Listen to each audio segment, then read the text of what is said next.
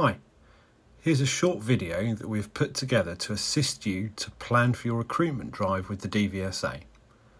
We have built this video around 5 key points that will hopefully lead to a good planned drive and lead to you being in the correct position, at the correct speed and in the most appropriate gear when approaching and negotiating any potential hazards. In this first clip, we are travelling along a national speed limit dual carriageway. There is a white car in front of us and we are approaching an on-slip onto the dual carriageway. As I'm approaching the white car, I prepare to change lane. I observe there is a red car approaching in lane 3. I check my surroundings further to ensure it is safe to change lane. As I am gaining on the white car, I can see the on-slip in the distance on the left. At this point, I consider changing to lane 3 to allow the white car to change position for any joining traffic. Early rearward observations are made in case I need to do this. Once past the white car, I'm going to hold my position in lane 2 to ensure no other traffic is joining from the slip road. I'm going to take the next exit on the left after ensuring there is no emerging road users and there is a safe distance between ourselves and the white car I've just overtaken. I change to the left lane to prepare to take the next exit. In this clip, you'll see the use of scanning and planning techniques to assist with being able to keep the car moving, planning for gaps at junctions and being aware of our surroundings. I've identified queuing traffic in the left lane ahead. I move across to the right-hand lane to avoid being held up needlessly in the left lane.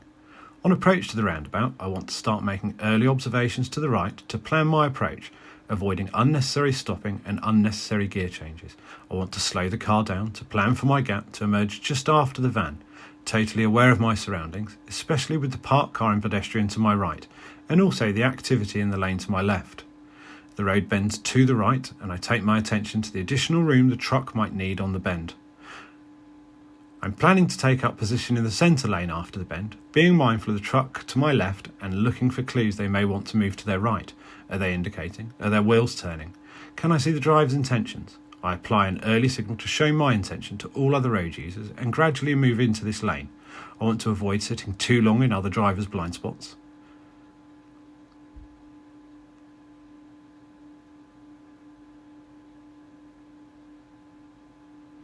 I see the build-up of traffic ahead on approach to the next junction, so I want to start to plan the same approach to keep the car moving, if safe and possible. I allow for a good separation distance from the white van in front.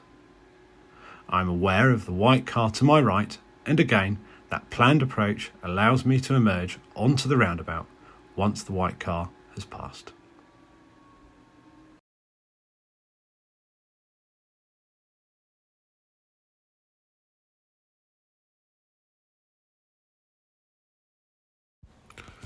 In this clip, you'll see the use of planning techniques in response to traffic signs, road markings and traffic lights.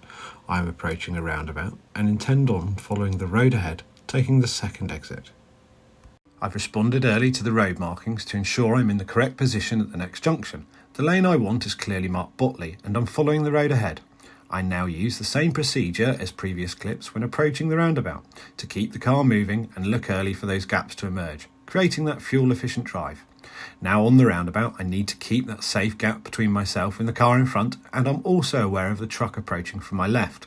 I react to the traffic sign that informs me I need the right-hand lane when exiting the roundabout. Scanning ahead, I can see the lights have been red for some time, so I plan my approach with that in mind. If I approach too fast, I'll probably have to stop unnecessarily. I'm not holding anyone up behind, so I plan my approach in preparation for the green light.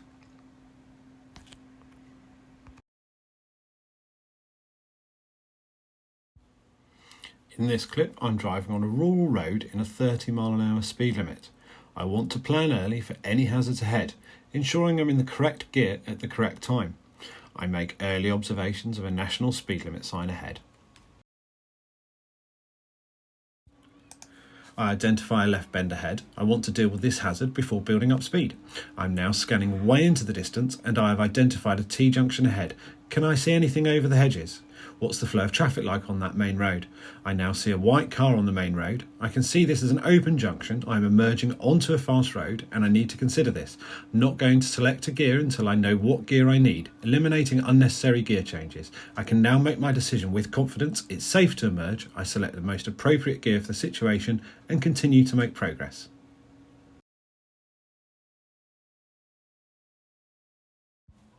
In this clip, I am driving in a 40-mile-an-hour speed limit. I am looking to be able to make progress when safe to do so. If possible, I shall also consider the use of cruise control. Reacting to traffic signs, I can see I'm approaching a roundabout. Can I see a circle of streetlights? What information can I pick up by my scanning? I'm going to maintain my speed at the moment. The roundabout is at the top of a hill. My early planning for those safe gaps to emerge is slightly restricted. As I steer following the apex on approach, I now make that decision to safely emerge. On the new road, I've identified a car ahead in the distance. I've also identified a national speed limit sign. I continue to build up my speed, ensuring I do not exceed the speed limit for the road. In preparation, I update my mirrors. It's now safe to make progress. Is anything overtaking or closing in from behind? Now I know it's safe and the conditions are good. I want to avoid over-accelerating, just that firm pressure on the pedal to build up speed in a controlled way. Being mindful of the car ahead and setting the cruise control is now an option for me. In this clip, I use the observational link technique to anticipate what could be happening ahead. This will enable me to form an early plan of a predicted change in the current speed limit. I'm currently driving on a national speed limit road. It's becoming more rural, so I want to look in the far distance for anything that could give me clues as to the hazards ahead. Can I see anything across those fields? Where does the road go? I've identified houses in the distance across the fields and hedges. What information can I get from that? Are we approaching a more built-up area? Am I expecting a speed change? There it is now, into a 30-mile-an-hour speed limit. My early planning helped me prepare for that to ensure I was at the correct speed at the correct time. Thank you for watching. We wish you every success on your recruitment drive.